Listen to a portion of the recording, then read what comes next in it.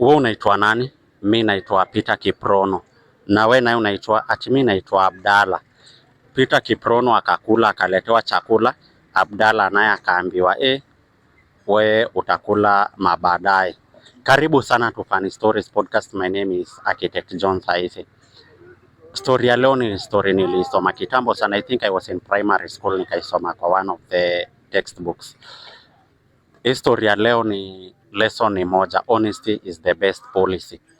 So ili happen, kulikuwa na wase wawili walikuwa pale tu kwa jangwani hivi wana travel, wakasikia njaa. Unasikia njaa ile ya njaa. Wase wawili wanatembea wanaenda kidogo wakaona mosque, wakaona msikiti pale, wakajiambia ni aje tutaingia pale tuombe chakula pale kwa mosque. So jamaa mmoja anaitwa Peter Kiprono, of course not his real name, Peter Kiprono, na mwingine tuseme anaitwa nani? Anaitwa Eric Wafula. Unasikia? Peter Kiprono na Eric Wafula. Sasa kufika kwa mosque wakakutana na Sheikh. Sheikh akamwambia karibuni sana.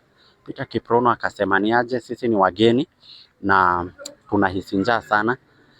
Kumbe Eric Wafula alifanya mistake gani? Eric akaambia Peter Kiprono, akamwambia kwanza vile tumeenda kwa msikiti, mimi hadi ndawadanganya niwaambie mimi ni Muislamu, hata nitawapea jina ya Muislamu ndo kama hata nikunisaidia wanipe priority. Lele.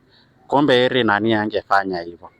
Eri bwana Wafula angejiita Abdalla. Because vile walifika Sheikh akauliza sasa wewe unaitwa nani? Peter akamwambia mimi naitwa Peter Kiprono. Sawa. Na kwa Wafula wewe unaitwa nani? Mimi naitwa Abdalla mimi. Wewe ni Muislamu?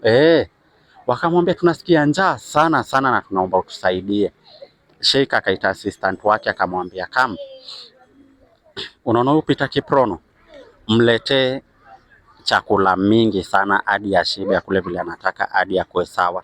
Alafu na huyu Wafula jo alikuwa amesema Abdalla. Sheikh akamwambia Abdalla, wewe naye I hope Ramadhani inakupeleka vizuri. Bye bye.